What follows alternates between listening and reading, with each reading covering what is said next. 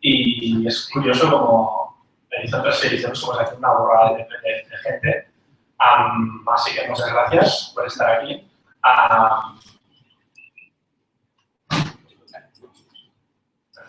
Siempre todo en inglés, pero ahora en español, es curioso. ¿Vale? Es la primera vez que tenemos sponsors. Vamos a ser muy rápidos, ¿vale? Como todas las charlas siempre dan las los sponsors. ¿No? ¿Sí? Aquí también lo vamos a hacer. Primero es nuestro superpatrocinador, que es Antai, ¿vale? Antai es cofundador de Chipplanes, de Fansbox, de Wallapop. Bueno, es donde estamos en el código, ¿de acuerdo? Gracias a ellos. Luego, una empresa muy chula, ¿vale? Que es el CODI, que básicamente organizamos cada cierto tiempo unos workshops, unas charlas, aprovechamos para entrar gente importante y casi podemos organizar estas Symfony Barcelona, así que gracias a ellos, gracias a mí. ¡Bravo! Bueno. ¿Vale? Y finalmente, gracias a los dos primeros sponsors que tenemos, así de empresas que no conocemos directamente, la verdad es que gracias a ellos, en gran parte, al final de todas las charlas, lo que vamos a tener va a ser comida gratis, como hace 2 ediciones. Todo lo que... ¡Bravo!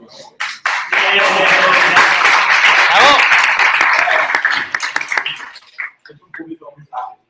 Esta palabra tiene que decir cerveza.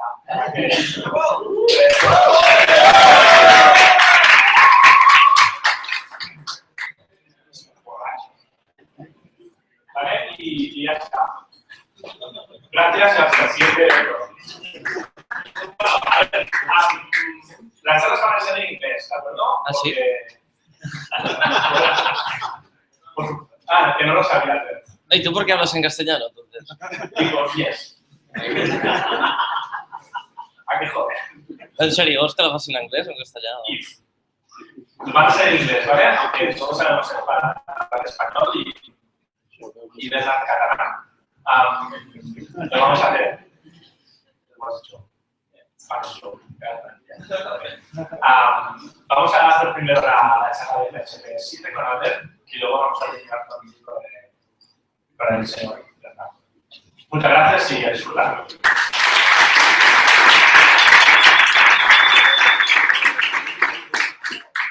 Una última cosa. A ver, es una cosa que no he dicho mucho, ¿vale? Pero estamos, desde Symfony Barcelona, estamos intentando hacer el máximo de comunidad posible, no tan solo para las personas, sino para las empresas. Entonces, creo que, no sé si está en la web, pero creo que sí, pero si no lo voy a poner durante hoy y mañana en el Twitter de Symfony Barcelona. Hay una página web de Typeform que puedes poner la empresa si estás utilizando Symfony y sobre todo, que es una de las cosas más importantes, valorar estos eventos. De todas formas, las dos charlas de hoy, vamos a abrir una de estas cositas que luego tú vas a hacer las formaciones, que no lo habíamos hecho nunca, pero esta vez sí lo vamos a hacer, ¿no? Siempre intentando mejorar. Así que lo voy a poner en Twitter, creo que está en la web. Si tenéis empresas que trabajáis en Symfony, os metéis allá y cuando vayamos a hacer workshops de Symfony aquí en Barcelona, lo que vamos a hacer primero será avisaros para que tengáis información y si podéis coger entrada antes de que se termine. ¿Vale? Ahora sí, gracias.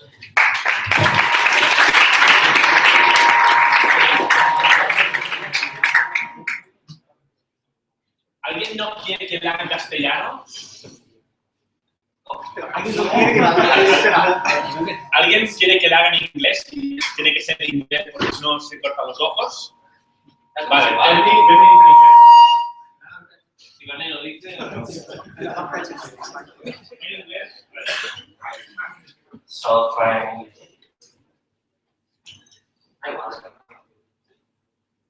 Yo hablo en inglés a vosotros y hablo en castellano.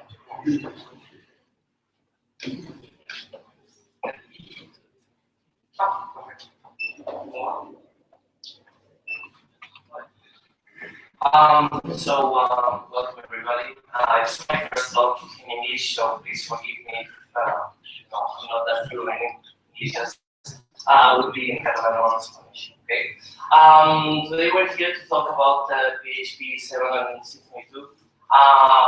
if some of you came to the PHP conference we did in January, it's kind of mostly the same talk, but with the feedback I got from some of you, I included a little bit of more benchmarking at the end. So the first part will be almost the same, but in the end we'll have a little bit more benchmarks of the Symfony applications. Okay. So this is me. I'm Albert. I work at Box. Most of you know the company is an online supermarket, and we are using Symfony at the moment. But the moment we are using Symfony. You can find me at Samon at Twitter and GitHub. So if you want to contact with me, you can do through Twitter, which is always a nice thing. Well. This is a little bit of history about PHP7, how everything started, and how it has become what is finally now PHP7. Okay, so it started quite a long time ago. It's a little bit of a tale, to explain, and it begins with Facebook. As you know, Facebook is probably the largest website written in PHP in the world. So, as you can imagine, Facebook faced quite a lot of scalability problems a long time ago, mostly due to PHP and not being the fastest language in the world. So, the guys at Facebook thought, well, what can we do now? We can switch our whole code base to another language, or we can do something to try to improve how PHP performs. And as Facebook has quite a lot of money and spare engineers to throw at strange projects, they started with the hip hop thing. Yeah. And well, at the beginning, hip hop was a compiler. You know, you had all the PHP files, and they were compiled in the production stage. But and it worked quite well. Maybe some of you tried the hip hop compiler.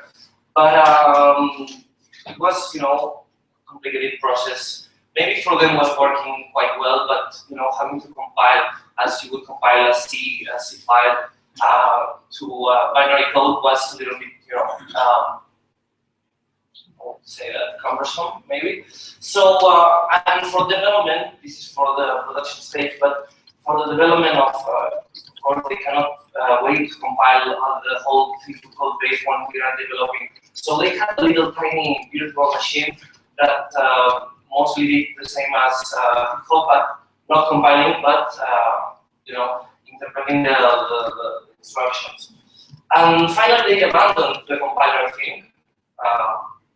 They got rid of it, and they stood with the tiny virtual machine that initially was only for development, and they tried to improve the performance of that virtual machine, and that virtual machine has finally evolved to the virtual machine we have now. So we don't have anymore a compiler, we have virtual machine like PHP interpreter is, you know, the kind of same thing, or the Java virtual machine, mostly the same. So you don't have to compile anything, it compiles the first time it runs a program. Okay.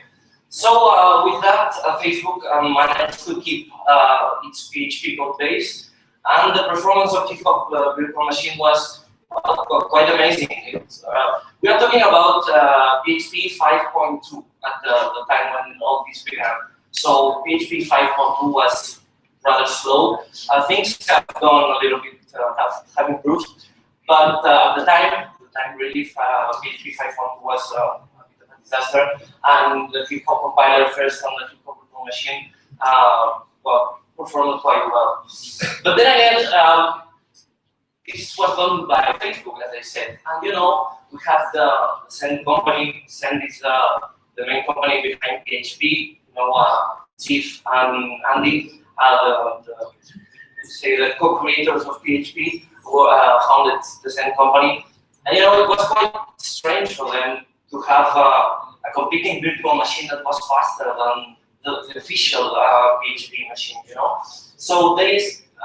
Thanks to Facebook, the competition, you know, started a little bit of a competition between the two companies, And they said, well, we have to do something. And that's when the PHP-NG project began, like 2 years ago, something like that. They tried a lot of things, a lot of strategies. We'll talk a little bit about them later. And finally, this became not PHP6, but there was a naming contest. Actually, maybe some of you remember that there was actually a PHP6, like announced like several years ago. It should perform, should compile Unicode characters, so you could write PHP in any language you like, and it did not go quite well. But the PHP6 name remained, so they decided that they will not call this new PHP-NG thing PHP6, but PHP7. Okay, this was a little controversial at the time. You know, if you have been following internals mailing list, it's like a kind of messy thing. But they finally got with the name PHP7. And you know, this competition between hip hop virtual machine and PHP7 has gotten a little bit more, you know, say, fierce between them. And this is good for us because, as you will see later on in the benchmarks, the performance of both virtual machine and PHP7 is quite amazing compared to what we have now in PHP 5.6. Okay, so this is my little tale of how everything started. And before talking about PHP7, I would like to please encourage you, all of you, to get to 5.6 as soon as possible. You will see later on the benchmark that so who's on PHP 5.6? Quite a lot of people. 5.5? A little bit more.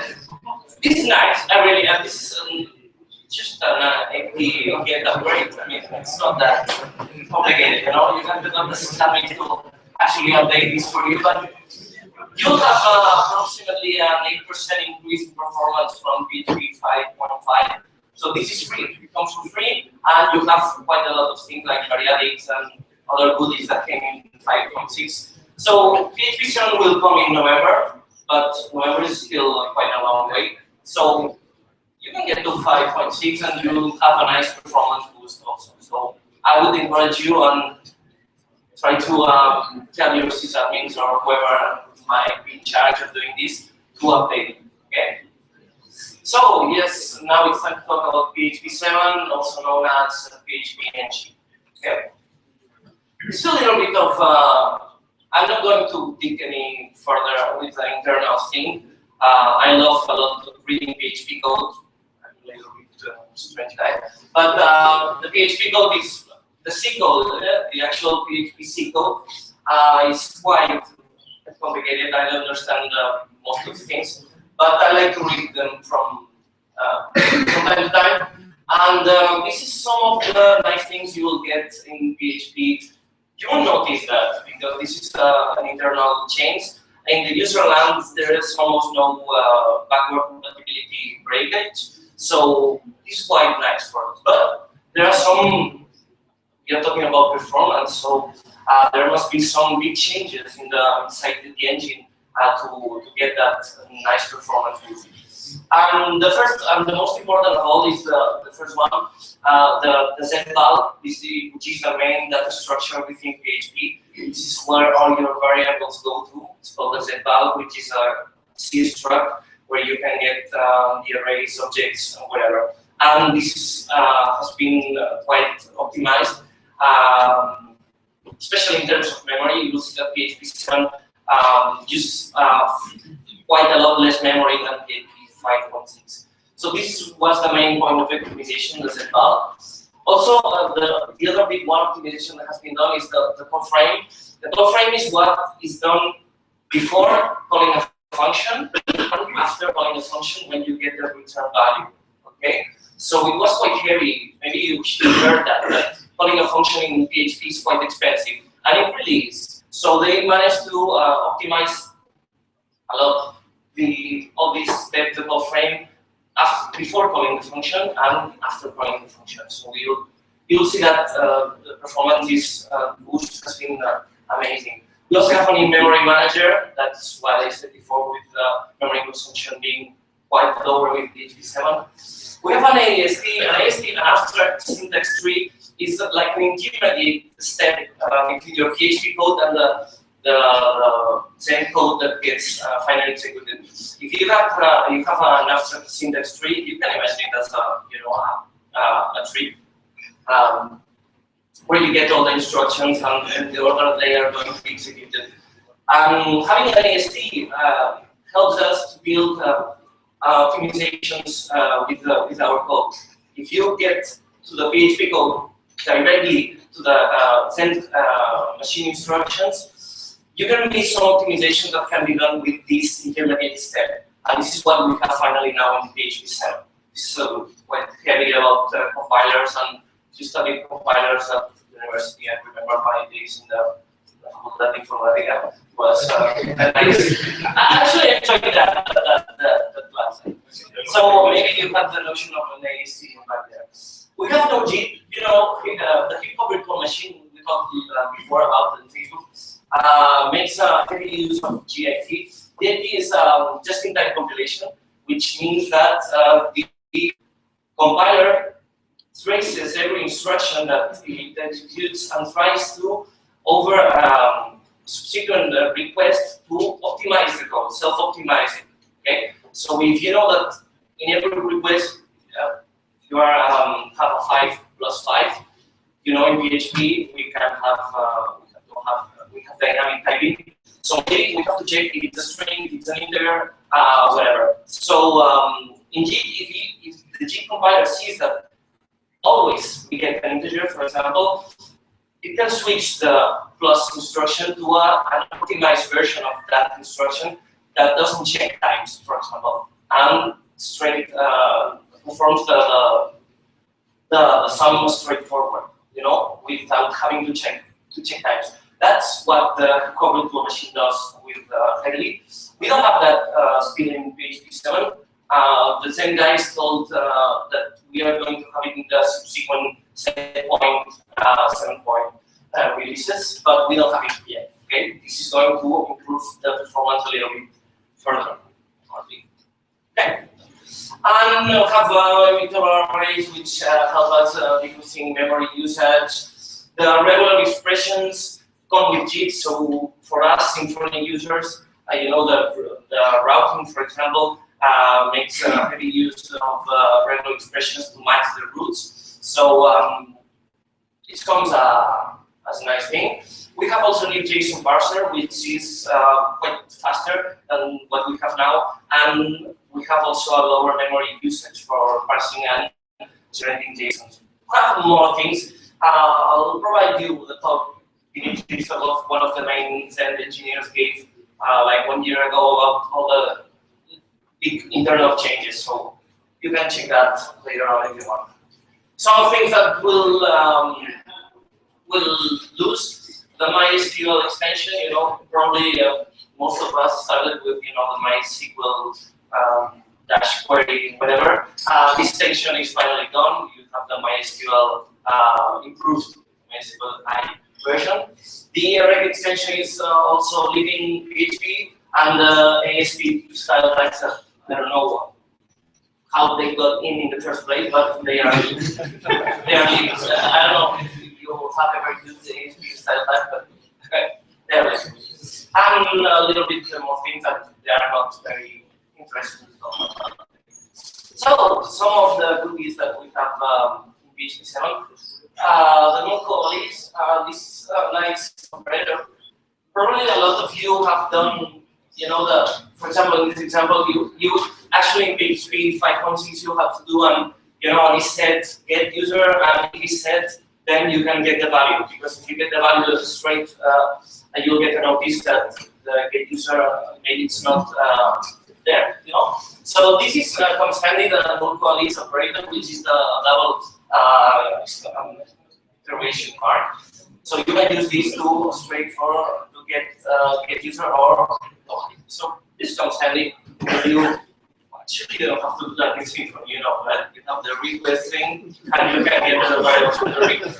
Don't do that, but you can do that. The uniform variables, this is quite a nice thing because it supports now in PHP. You can, for example, combine a function call with then you have an array referencing, and then from the array referencing you call an object that's inside the array, and you cannot do that now in PHP. Now you will be able to do all this sort of thing, that chaining operations. So some of you will tell me that this is like a little bit of a pastita. Well, you can do that now. It's always nice. Maybe you don't have to, but you can do it. Okay? So you should be. The engine exceptions, this is quite a nice thing too. Right now, if we did that, we'll get a fatal error. And PHP7, you can now catch these errors and recover from these errors. Of course, if there is a compilation error, you cannot recover from that. But from a runtime exception like this one, if you call a method that doesn't exist in an object, now you can recover with the new engine exception. This name is not final. They are discussing right now if this has to be called engine exception, or maybe have a throwable interface for all exceptions. It's being still discussed, but we'll probably have the engine exception form. So you can do that now. Okay. We have return types finally. So PHP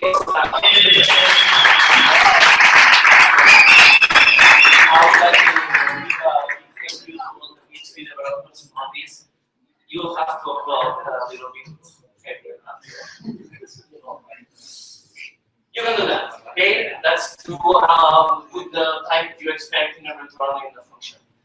It's nice because now we write a lot of PHP doc comments just for our editors to, get the type hinting. Okay, so now you can do that, and probably PHP Storm will adapt to that, and you won't have to write so much PHP doc code just for the return types. Okay, so this comes as handy. And of course, if you throw an error, is follow the return type. Okay, and now, ladies and gentlemen, well, ladies, now, gentlemen, we have a thinking. So please applause.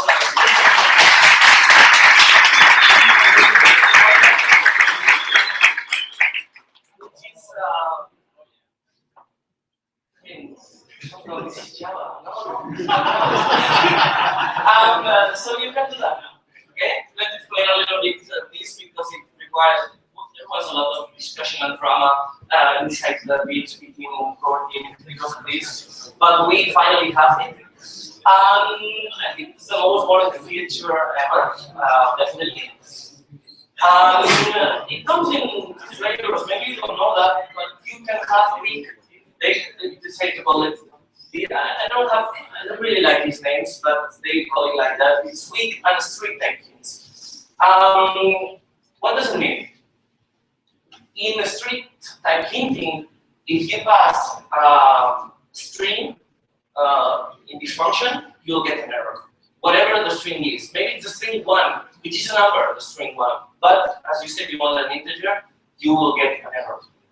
Whereas in the weak type hinting, your string 1 will get casted into an integer 1. Okay?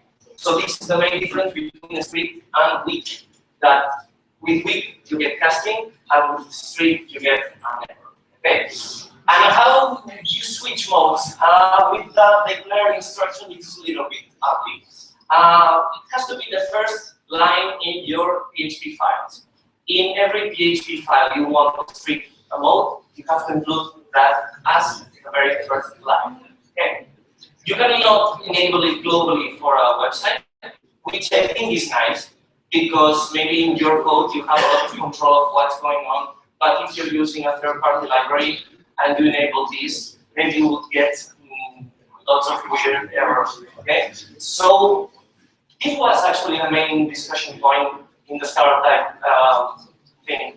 The Zen core team, Rasmus, Steve, Andy, didn't want this. They only wanted the weak type hinting. Finally, a lot of, mostly the user-land users of PHP, library users and developers, maintainers of frameworks, voted for the strict types. So actually they ended up merging the two with the declares type, strict types thing you have to.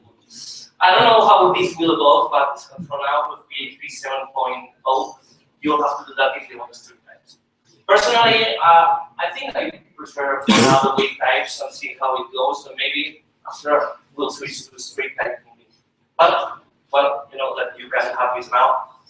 And of course, this also applies to the null, to the return types. Now you can specify. I put here a function call, but you can also put the integer in the here. Okay, so you can also return expect true, an integer, or boolean, or float to be returned. Okay, all the scalar types that we have in each. So this is nice, but however, we have a small missing break with this, and it affects Symfony actually, which is that we now have some new reserved keywords, which is int, float, bool, string, true, false, and null, which cannot be used as class names. Maybe some of you have a class name named string, or true, or false, which is actually happening in Symfony right now in the validator component, which has true, false, and null as class names for the validation constraints. This is actually being corrected in Symfony right now, and I expect that these changes will become stable in the next Symfony releases, which is 2.6.8, and the long-term support 2.3.29. And you will have to use is true, is false, is null, because if not, PHP7 will crash. Okay.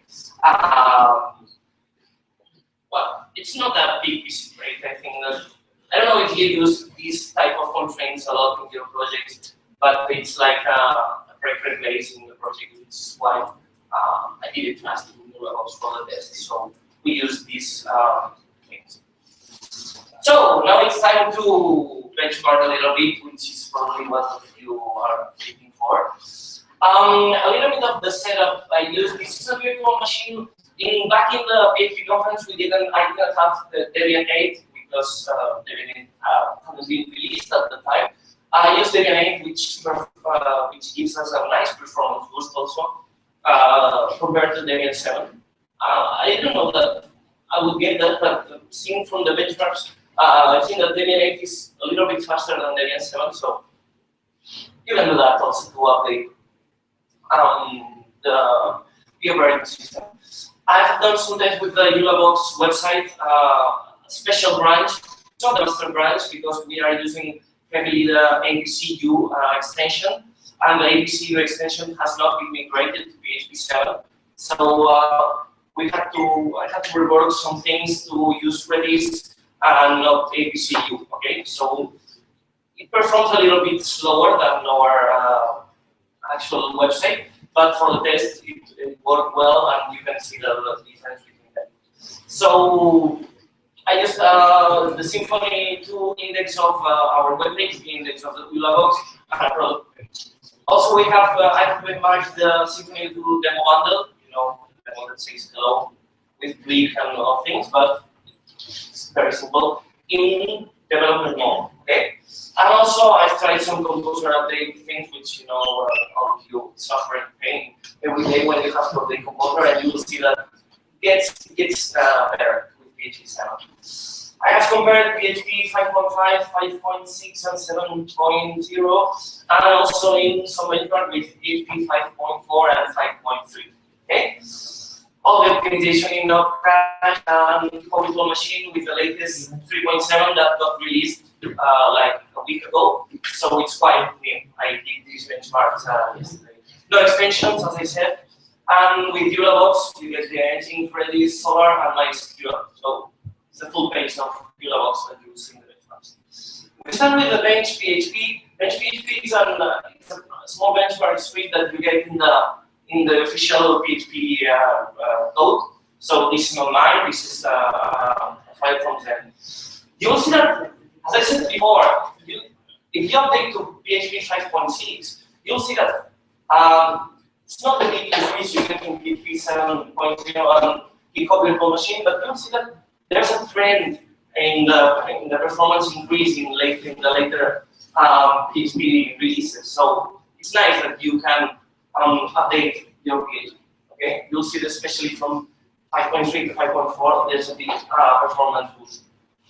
So as you can see, PHP7, it's almost twice, a little bit more than twice as fast as PHP 5.6. This is a synthetic benchmark. This is not because it reflects real usage of an application, but see that, and of course, the computer machine beats us all because of the chip involved. As there are no external input, it's very easy for the computer machine to optimize the code that is getting generated in the synthetic benchmark. You'll see that the computer machine actually is a little bit slower than PHP7 in real world Symfony application.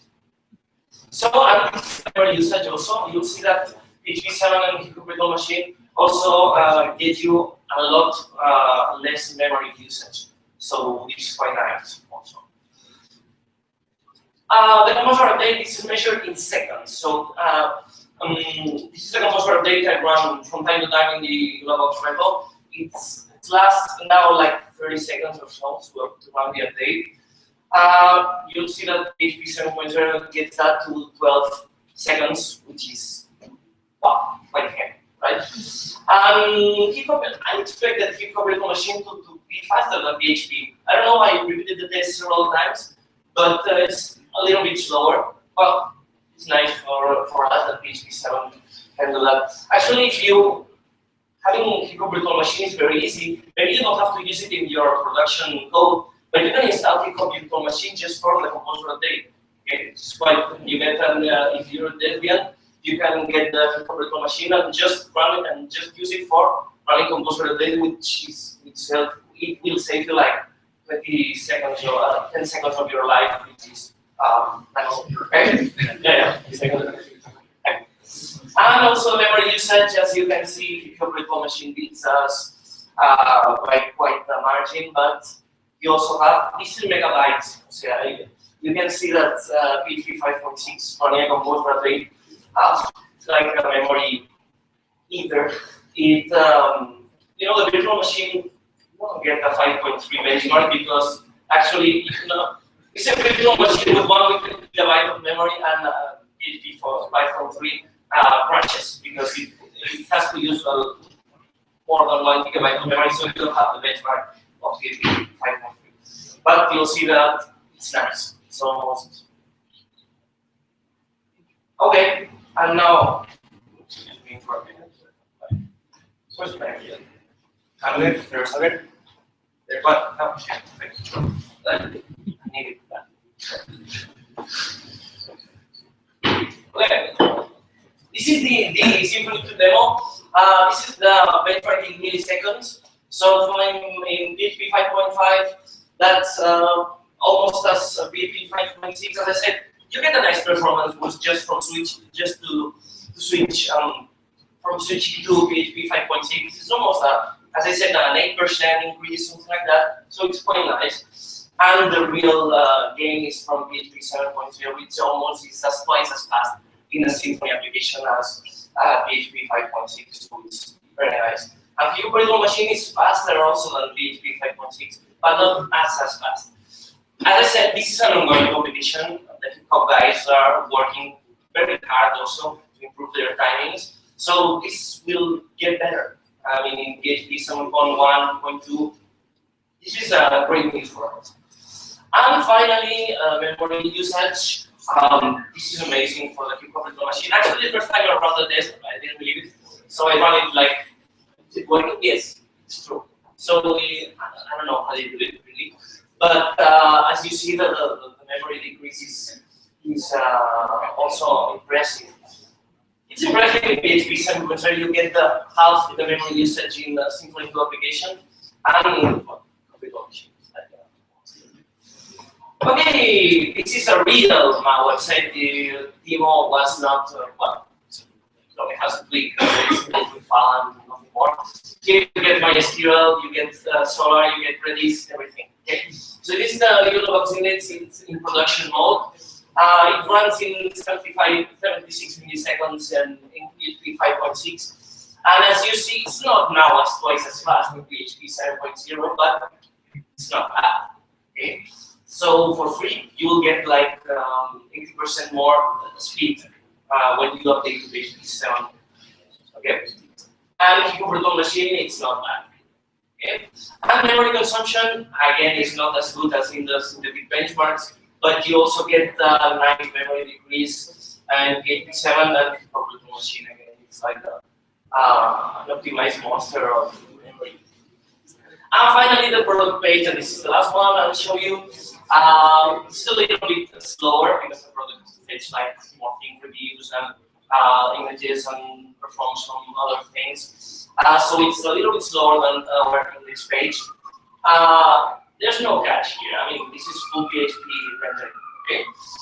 So as you can see, you got the same 80% improvement, which is very nice. And I had to do almost nothing. Just switch to the is true, is false, PC break to the validator component in Symfony, and that was all. I mean, it's working. Next segmentation fault from time to time, and still PHP7. It's not even in the alpha version, so I compiled that by hand. But it's as you can see, it's very nice.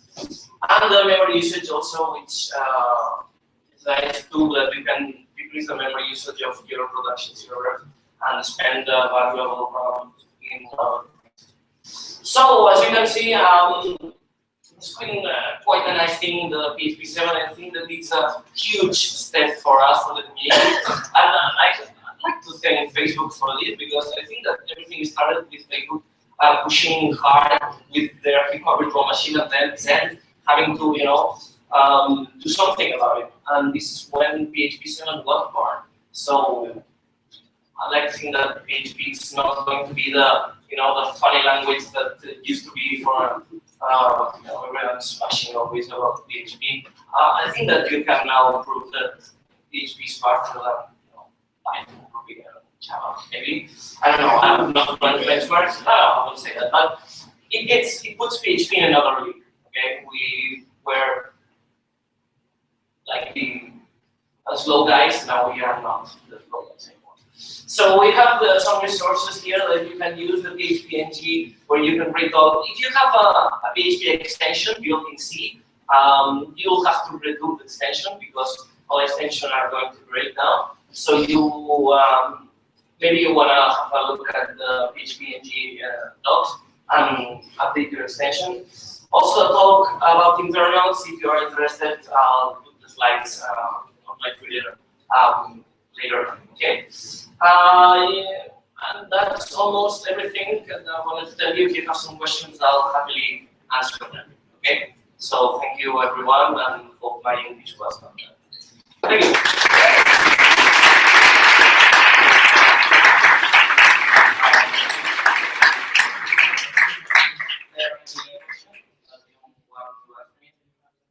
Don't be shy if you want to ask me. You said that PHP extensions are not going to work with PHP7. No. And my question is, how do we know which extension is going to be migrated to PHP7 and which not? That's the problem, because actually when I wanted to test the box, we use APC2 quite a lot. APC2 is not actually ported to PHP7. I think that they are going to right now there's no extent that it's being migrated to PHP7 because the internals are not finished. So I think that when the first alpha version is released, it should be like should have happened actually, but it's going to be I think the first week of June or something like this. With the feature freeze is complete, so no more features in PHP7, but there are still some internals working.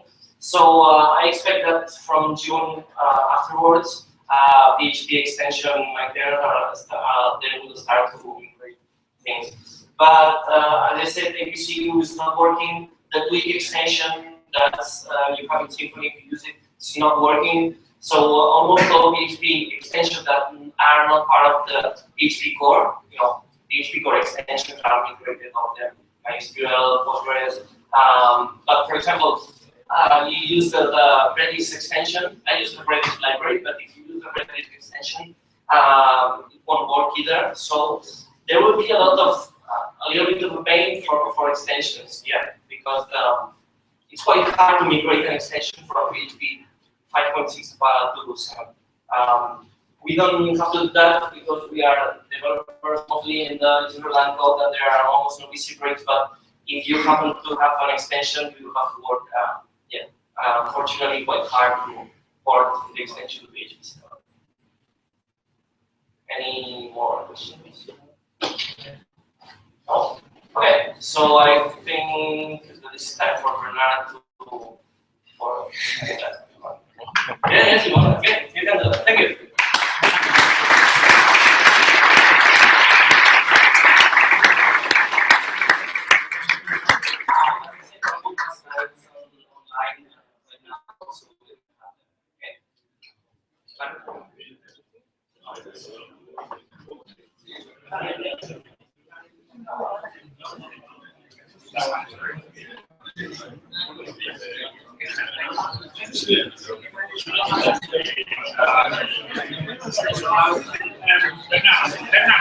Like 5 minutes.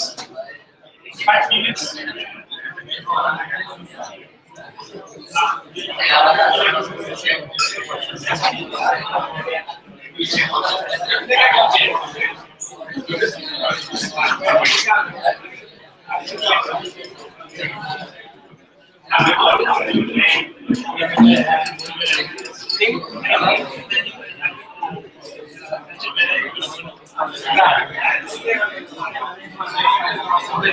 Sí, sí,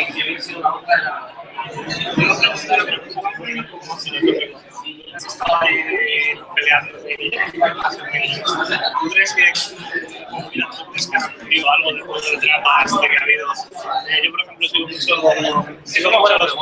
sigo mucho las podcasts, por ejemplo, de hace así. Estaba en PHP Townhouse, no sé si sí.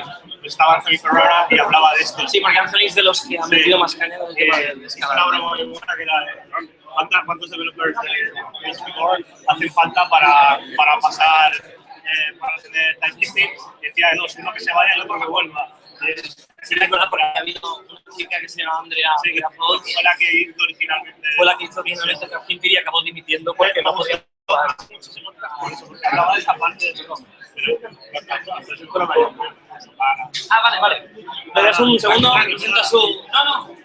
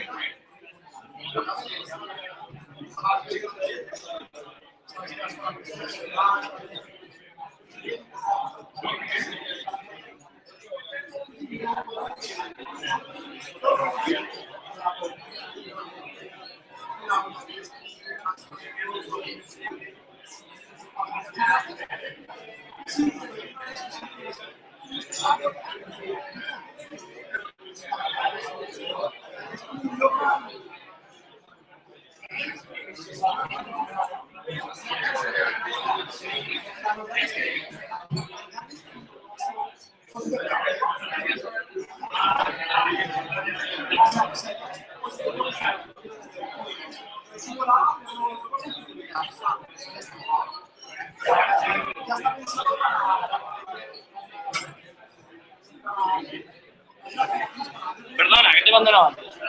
Pues lo que comentabas. Sí, yo creo que han aprendido algo. Lo único que ha sido complicado porque en el fondo todos los core, o sea, los clásicos, todos estaban en contra de este RFC, todos. Sí, Andy, Rasmus, claro, es muy complicado intentar meter algo cuando tienes a los tres, digamos, padres del PHP en contra. No sé si han aprendido algo, pero parece que las cosas se han calmado bastante y todo bien. Vale. Parece un poco que también lo que pasa es que yo creo que lo has echado de cuenta hace poco estaba hablando de esto, de cómo nos da caña, de cómo somos un poco agresivos y otra gente, PHP, no vamos a crear, no llamas que, JavaScript. Gracias, sí, muy interesante. Luego te preguntas por qué cosas. Y no hay problema. Suelen poner ejemplos de cosas que pasan por el lenguaje, no sé, mucha gente se tiene que yo creo que a veces pasa con cosas como esta. Es que también miras en este contexto, joder, Python también pasa. Cuando Python 2 a Python 3 también hubo una solución. Italiano. Sí. Yo creo que no sé cómo está por inseguridad y tal, y en realidad PHP ha cambiado tantísimo en estos años que Para bien. que sí, claro. Yo creo que episodios como este nos tienen que ayudar a decir, mira, no hay que ser tan nazi, que hay que escuchar un poco más a la gente. Y al final veías que los core developers estaban en contra, pero en general, o sea, perdón, los que escriben el C estaban muy en contra, pero todos los que usamos PHP, en general estábamos a favor de este. Y es un poco esta vez, me parece que la gente que escribe el C está como un poco segura. A veces el código PHP que escribe la gente que escribe el C es un PHP de los de toda la vida de antes, ¿sabes? De las funciones, ahí llamadas guarras, mientras que la comunidad, digamos, se ha ido mucho más por el tema de orientación a objetos, bla, bla, bla, cada vez un poco más estrictos en ese sentido. Y yo creo que sí, que habrá ido bien. A ver. no sabes hablar en inglés, entonces. Al público no. A ver.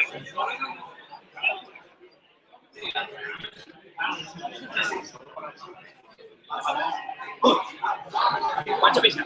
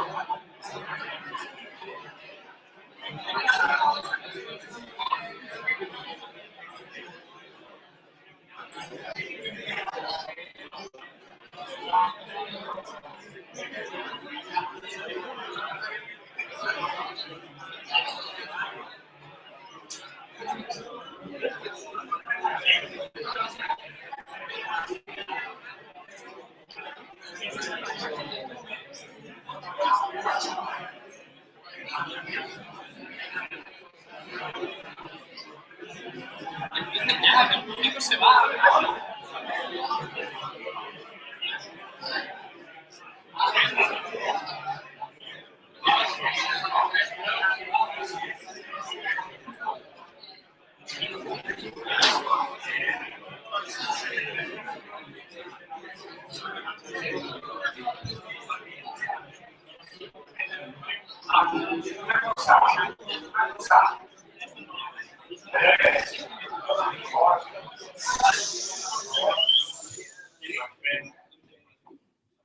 Hace calor.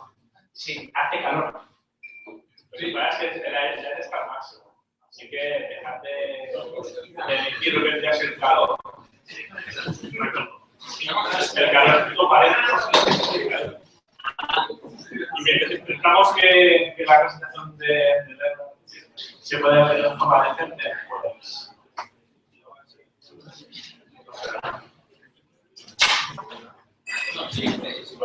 Puedes seguir hablando.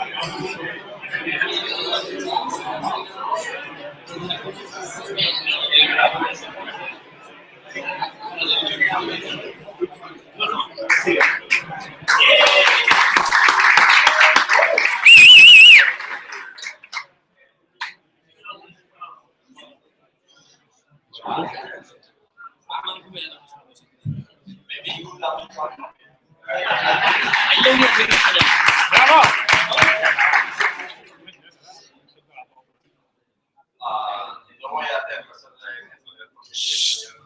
también para la comunicación básica, pero para las personas. Pues espero que me perdonéis. So, welcome to my talk about Puli. Anybody in here that heard about Puli before? Wow, that's more than last week in Italy. Like nobody was.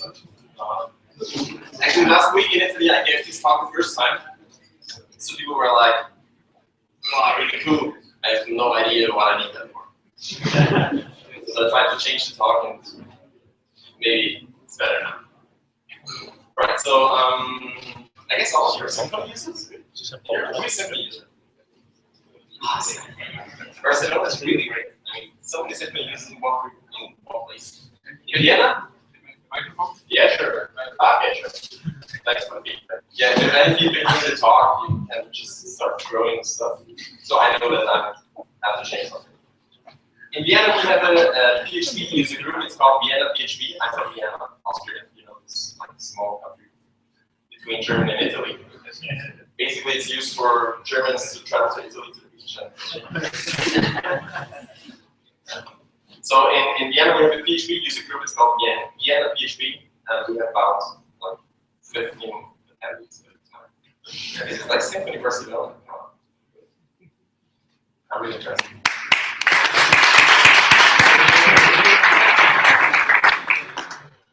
So thanks also for the amazing talk about PHP7. I really enjoyed that a lot. It was really fun. I saw another talk about PHP7 last weekend in Verona as well. It was like fun. Nice stuff. All right. So I chose this starting picture mainly because it doesn't have anything to do with the content slides. But I really like it. Anyway, my name is Dan. I was thinking about like letting everybody try to pronounce it. But I mean, you're not Catalan, so maybe you do. Right. So yeah, I'm Symfony developer for 6 years now, like almost kind of since 2009. I'm also the FIG representative for Symfony. Do you know the FIG? Yeah. I love you don't. So FIG means it's a fruit you can eat, but it's not that FIG. That FIG is the framework interoperability group. It's a group that aims to make all different frameworks for PHP more interoperable, like Symfony, like Laravel, like this Send. So it aims to create common interfaces and common standards so that you can use all these frameworks all together, like family. Have a nice time. Like you didn't, right? So I'm the representative of Symfony, so whenever there's a decision with Flip, then I go there and I try to cast a vote that represents all of you, because we're a Symfony community as well. I don't know if I did that well. I hope. So that's what I do. Other than that, I'm a freelancer and I'm doing other stuff, but that's not. So about my name, it's really difficult. I mean, anywhere else than Germany and Austria, because Austria was German, I don't know. But anywhere else, this is really, really difficult. In here, it's actually quite good because you have Bernard, which is kind of the same thing. But yeah. If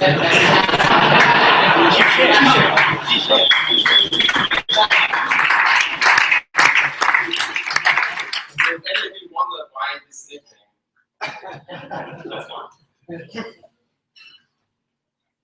Alright, so who knows what Puli is? Less than before. So some have heard of it, not so it's dog. It's a pretty cool dog actually. It's got this long, rust-like hair. You can use it to clean your floor, actually. Just by letting it run around. If it runs around for an hour, yeah, it's like everything is sparkling. It's awesome. It's really cool. And it looks really nice when it runs. It just looks like a blurry, I don't know. It's good. It's really cool dog. Because you can't see the eyes. You don't know if it's watching you, but it's always watching you. It was used in Hungarian shepherd, like keeping track of sheep, and to you know, when wolves arrived, they like started to bark, and then there were combo dogs, which were like bigger dogs that looked just like that, but white. They just basically sat on the roof and couldn't escape anymore. So things are pretty cool. They're so important for Hungary that they're even extant, which I think is pretty cool. So they're famous there, I mean, nowhere else. And actually, they're even got famous in the US.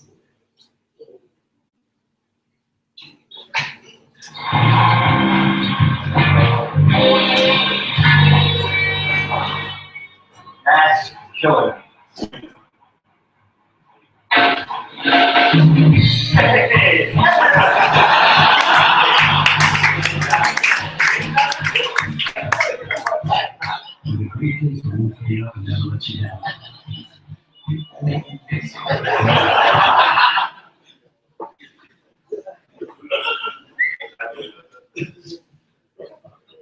Alright, let's see. We won't talk about dogs today, even though they're really nice.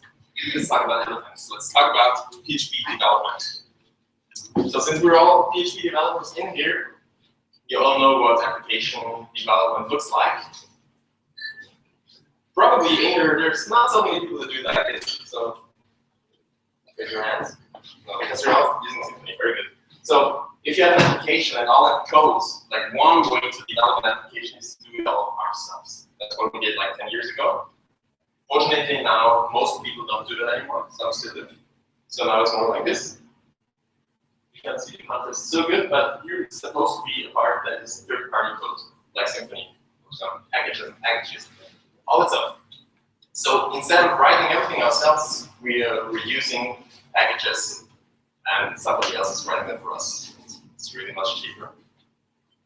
So yeah, the reuse of existing high-quality packages is key to success. The more high-quality packages you're using in your application, the less you have to write yourself, the cheaper it gets. The faster you can develop new stuff and sell it to your clients for the same price as you did before, which is pretty cool. So yeah, the question that it boils down to is how to maximize the pool of available high-quality packages. Long question. Maximize the pool, slow between them, but not in this case, of available high-quality packages. We want to have as many high-quality packages as possible so that we can reduce the stuff that we write ourselves and get as much margin from the customers as we can, right? So if we look at the packages and packages, then there's packages like Quick, simple libraries. Then there's something like Symfony Quick Bundle. Same firmware comments, ZFC tweak. I don't know what they have about their packages.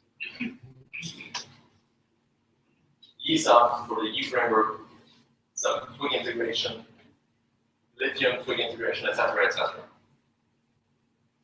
So we have the library twig on one hand, and then we have like a huge list of integration packages for different frameworks. So a lot of them. And you can imagine that this is quite a pain to maintain. So for the developer of Twig, if you have to maintain not just the library development package for every single framework out there, that's a lot of time that's just wasted. So we can observe that there's a really unnecessary duplication of efforts for maintaining all these packages that are basically the same, but dedicated to different frameworks, right? We don't want them. Something else, if we look at packages, then in theory, we have this huge pool of packages that we can all use. We can just pick the cherries and use them in our projects. That's in theory. In reality, it's more like that. There's some libraries that are generic, like Twig. Then the Symfony bundles, there's the same framework models, and narrow packages, Silex, service providers, and lots of other stuff. Again, these integration packages that I just showed you. So in reality, if you're a Symfony developer, you can use just that. Everything else is not interesting at all. If you're a set framework developer, you can use just that. Everything else doesn't matter. If you don't use a framework because you use I don't know, you develop some microservice or something like that, the pool suddenly is not so big at all, right? So I was telling you about maximizing the pool of available packages. There's so many packages that don't matter to you at all. It's just wasted time from your point of view, right? Collective time. Speaking of the PHP community. So observation 2, we have a very high package fragment. There's lots of different sub-communities in PHP that work on different stuff that is not interoperable, like largely not. And that's not a good thing. So the goal should be, I think, to focus our collective effort of the community on less but higher quality packages for everyone. So again, we want to have less packages, but we want to raise the quality because we're the same amount of developers spending our time on less packages. We can develop a higher quality, and they should be usable by everyone, independent of the framework they use. So we scrap all that stuff. We want to focus on libraries that work with any framework. And one solution to do that is to get rid of all these integration packages. I think it's the only solution, or one of the solutions. Right. So how can we do that? It sounds so simple. Obviously, it isn't.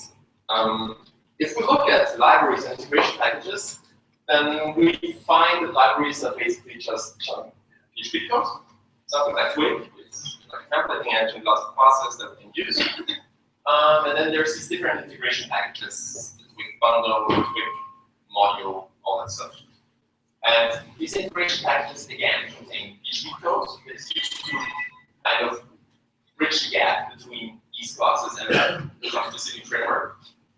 And then there's a bunch of resource files. So there will be like configuration files, YAML files, images, CSS files. Of course, not in the case of Twig, but in other examples, you have like a bunch of stuff there, translation catalogs with messages, all this stuff. A bunch of files. And the integration packages are providing these files to the framework, to the mechanisms of the framework. Like in Symfony, where you have this color notation, so, all right? But ideally, you can scrap all these integration packages and have just one library that works with the frameworks that we choose to support. So if you use a developer development library that should be usable by Symfony Center and Silex, then you can put basically the integration code, which should be built into your package. And then tell everybody just download it. If you use Symfony, just integrate your class. If you use Silex, use that to provide it. Right? For you, it's much less work. Just instead of maintaining full packages, you just maintain one. And that's the difference. It's a really big difference I can tell you from my experience. So how can we do that? First of all, we need to kind of move the PHP code from the integration packages to our library so that we can get rid of it. that's kind of getting more and more possible because of the framework interoperability group, which creates common interfaces that are useful by any PHP framework out there. So did anybody hear about PSR4 logger interface? Really good. So we have a common logger interface now that works independent of the framework that we use. And many frameworks choose to support it. Did anybody hear about PSR7 HTTP messages? It was released, like 2 days ago. It was actually accepted. The idea is basically the same thing that we have in HTTP Foundation with request and response, but independent of a given framework. So the goal is to have a request and response that works with Symfony, that works with any other framework, right? And that helps a lot to decouple code from a specific framework. So it's really doing a great job. That's all. Then, apart from PHP code, also PHP code, another thing for Fig, PSR4 and PSR1 autoloader. Who's heard about it? Everybody. So when you develop a PHP project, you do require autoload PHP. Everybody who did that. Everybody did that. Or if you use Symfony, you did, right?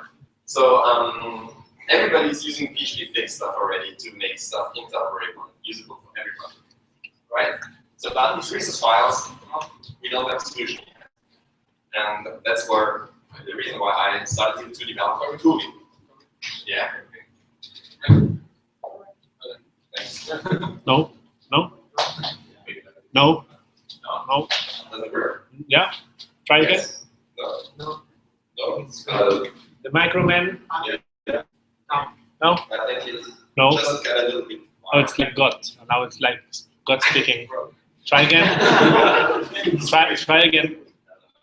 Yeah, it's like a church. That's not. That's good. Maybe you prefer. Now you can sing a little bit.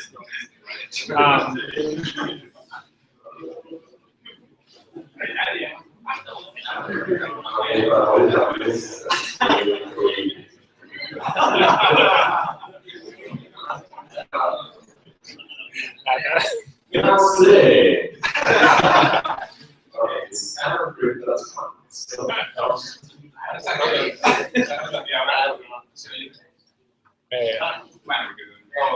I can fix that. so the project has to go. If you want further continuing like this, raise your hands. If you go for not continuing like this, but fixing the sound instead. I got it.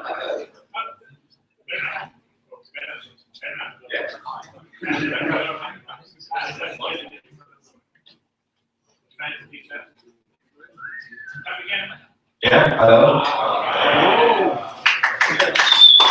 I have no idea. But anyway, that's not Sorry. So Puli, right? I will try to keep the microphone up, but just remind me every 10 minutes. You should. So Puli, it started basically back in 2013 as an idea of myself and Puli Simonson, it's actually, and A. Stevens, which are like a guy and girl from the US, and we basically independently of each other had this idea of providing this resource stuff independent of any given framework. So we got together and started to work on a PSR, these recommendations that the framework interoperability group Fig does, and it failed. Nobody was interested in it very much. I mean, a lot of people were, but not as a PSR. So instead, I started developing a library to do that stuff. It was like in 2014, and then a lot of time passed. I didn't do so much, but in the end, today we are here. And Puli is a library of different packages. So there's a couple of components, just like in Symfony. It's like libraries that you can plug into your application. We have the repository component, the discovery component, and the URL generator component. Sounds really boring. It isn't. And there's a CLI tool, Puli Farm, just like Composer or, I don't know, Console, which is not a FAR, so it's that. And a Puli JSON file, which lies in your project. It's like Composer JSON, so whenever you type PHP Puli far and you do something, then something gets written to your Puli JSON. So you can just type random stuff and then check if it was changed.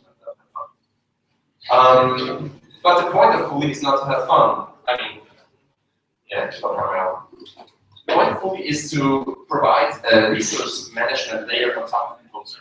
So Composer, as you know, is an action dependency manager. You say Composer require, Composer update, Composer install. Composer manages all these packages that you have in your application for you. Installs them, deletes them, updates them, lots of fun stuff. Now Puli is basically a layer on top of Composer that takes care of exchanging resources, images, CSS files, anything, between those different packages, independent of the framework. So that's the basic idea, right? It's the layer on top of Composer. So the responsibilities, for example, are to load resources between packages. For example, if you have your application, which is a Composer package, and the Batman block package, you could render an index.html twig template from that Batman block package in your application. Or you could generate URLs for public resources, so like a CSS file that is published on some server. You need to generate the URL, right?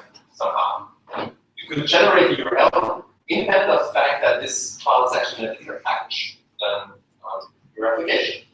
Or you could connect consumers and producers. Don't worry, I will be speaking a bit about this later on.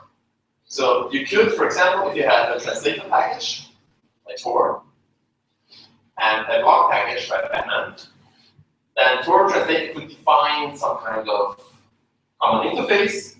Batman block package could publish messages or publish files to the interface. So this is like a translation catalog, and this common interface is called Tor catalog. So Batman block says, all right, this messages file satisfies this interface. Do what you want. And then Tor Translate comes, come on, do you have anything new for me? It's like a postal service, you know.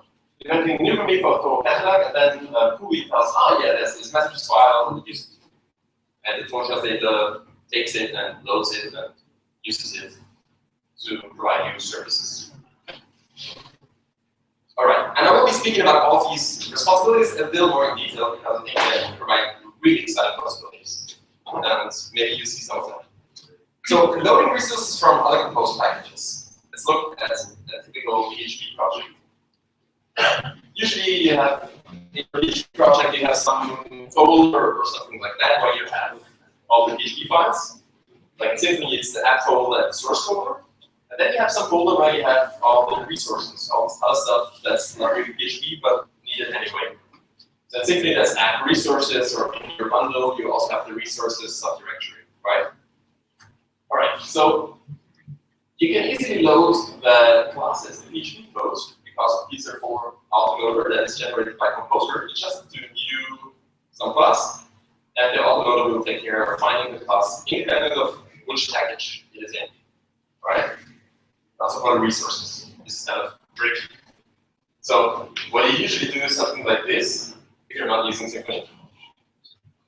So you have this constant for current directory, and then you have dot dot slash dot dot slash dot dot, and you try, and then you see it doesn't work because you forget one slash dot dot. You have slash dot dots, then you move the PHP file, and it doesn't work again because you have to remove one slash dot dot again, or maybe two because you moved it into a subdirectory. So it's really like a mess, right? On one hand, it's very explicit. Everybody knows where this file is because you can count the dot dot. And but also it's very verbose. You see, it's long and fragile because whenever you move the PHP file, your code doesn't work anymore. So another solution is to say, all right, all my templates lie in this use directory. So please just load them from there. Spare me the hassle. Same for the YAML file, so this is really much more concise. But the problem is you can have just one base directory, right? If you have one package, if you have this self-developed application of the 90s that we showed in the beginning, this works, this is fine. But right now, where all the code is spread across so many different Composer packages, and will continue to be more so in the future, this doesn't work anymore. So Composer is here, you have to do something like this, vendor, Batman block. It really gets long. So if you have a small screen like I mean, it's already pretty wide, but you really need something like this to properly read all of that, which is kind of difficult. And I don't like horizontal scrolling. So this is verbose, fragile, same stuff as before. All right, so a solution is to have different base directories and have some kind of alias. So you have seen that from Symfony, right? You have acme, demo bundle, column, then there's some weird part in the middle that nobody knows why it's there. And you have another column, and then you have finally, like the file that you actually talking about. That works. Perfectly. So, problem is it's just different for every framework because for Symfony you have this column for templates. And if you load resource files, you have actually this at and some stuff. There's actually another notation that also starts with the at, but it's different. So you need to like really remember which one you have to say. And if you use a different framework, that's entirely different. Like in 10 framework, you usually have to pass like at least 4 arrays. That's it.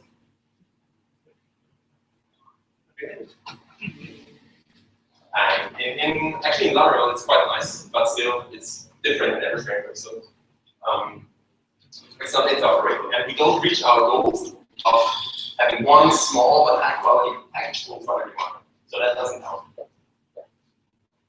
And that's where the Puli's resource repository comes in.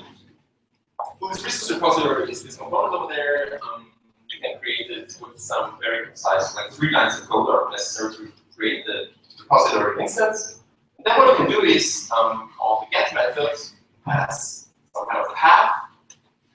And what you get back is a resource, and you can check where this resource is in your file system, and you can load the body of the resource, and you can do lots of advanced stuff. So basically, Puli resource repository is aware of all these composer packages. It receives this path and it tells you where it is. It might sound a little bit familiar because it's exactly the same thing as Composer does with PHP7 autoloader, where you get a fully qualified class name. The uploader knows all these composer packages and where all the classes are, etc., etc. Returns the path to the file, loads it, and everything works. That's pretty cool. But it gets even more cool once you integrate the repository in different tools, because then you can just mention that path, I'll call it Puli path, to, for example, to random loader. That's actually, it's just a different notation than what you're used to with acme demo bundle slash column and stuff. Just a different notation. Same for other tools. It's also integrated into Twig templates directly. So if you do extend, you can also use these files now. And if you use include or any of the other functions in Twig that usually take a file path or one of these column notation and stuff, then you can pass the Puli path there. Now, this is still quite long, not so nice usually, but since maybe you notice that these paths look exactly like file paths on Unix, right? So they have all the advantages of file paths in Unix, like regular paths, relative paths, right? So this is really nice. In practice, when you usually, right now you have to write acme demo bundle, the layer HTML, no, it's in the same directory, please, come on, give it to me, right? So this is really nice, even with relative paths, etc. So this is where we start to see this right. If you look at this Puli path, it's kind of long, but it's got a very simple system. In the beginning, you have the name of the composer package. So if you look at the first 2 segments of the file, you know exactly where the file is, this package. And then the rest is some kind of resource path within that package. The only exception are applications. If you have an application and if you don't want to share your packages, then there's no sense in making these long names that are only long to prevent conflicts, not in conflicts. Instead, you can just call it app, and so the paths get really, really concise. Okay, that's applications. And it's like, of course, it conflicts with every other application. Puli resolves these paths by looking up path mappings. It's the same thing as with PHP7 the class autoloader. This prefix here is mapped to that block package and some directory in the package. You can decide which directory that is mapped to. So if it's app resources, then it's app resources. In this example, it's just resources, right? That's a physical location, and Puli resolves the path just by appending the rest of that Puli path to that physical location. returns you that file. So I think it's a very simple mechanism. This path mapping that we saw here can be managed with the Puli command line interface. There's a very simple command. You can say Puli map/admin/block, which is this prefix, then rest, which is just some directory in your package, right? And Puli will add this to a Puli JSON file in your package. You can commit that to GitHub, and everybody that downloads your package and uses Puli will be able to use all the files in your resource directory using Puli. All right? So this is pretty cool. All the packages that have Puli JSON files are parsed for all these path mappings. And in the Puli repository, you can access all of them independent of the package that you are in at the moment. And depending on the framework that you use, it's really very, very, very cool. You can also visualize this repository using the Puli tree command. Puli tree command is exactly the same as the tree command on Unix, just with less options. Brings you all of this Puli repository as kind of file system. So you see there's app, which was mapped to our application, and all the stuff within, admin block, which is mapped to the admin block package, and all the stuff within, and Thor translator, which is mapped to the Thor translator package. So I think it should be quite straightforward to use. So in summary, that's all. That's all about the resource repository. In summary, you have these Puli paths, /block, etc., which are available in the Puli repository, and path mappings map prefixes to files in Puli packages, working any packages, or Puli packages. Puli CLI can be used to modify the mappings, and last, if you integrate Puli into Wig and all that lots of other stuff, then that's really nice. Right. Next topic, generating resource URLs. Right now, if you use no framework at all, and you write HTML, usually and CSS, you usually do something like this. Source image, we want to render a logo, this image. So we print the path relative to the document root of the web server. And the same in CSS, right? So this works this very well. Again, if we use Composer, it doesn't work anymore.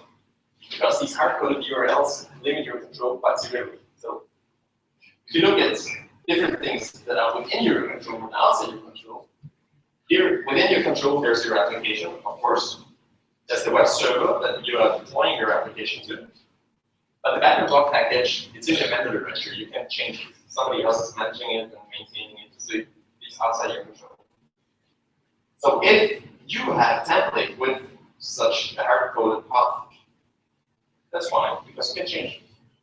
If the admin block package is a template with a hard-coded path, that's not so nice, because that requires you to put that file exactly.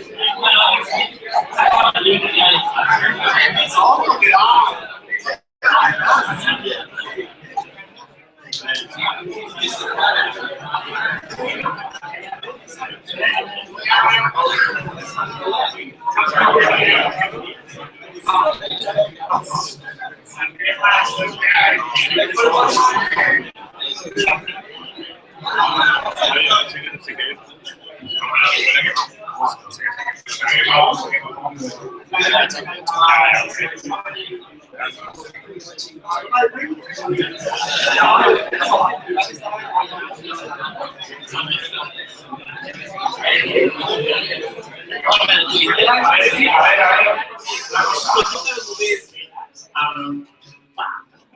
que vamos a hacer será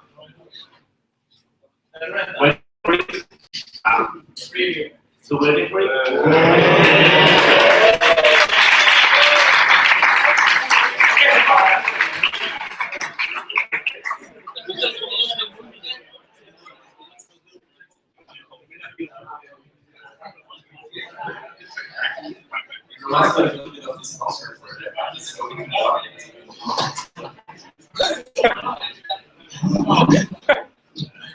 It's alive. I mean. Okay. Everybody already. Sorry for that. Sorry. Right, so I was talking about generating URLs for your resources.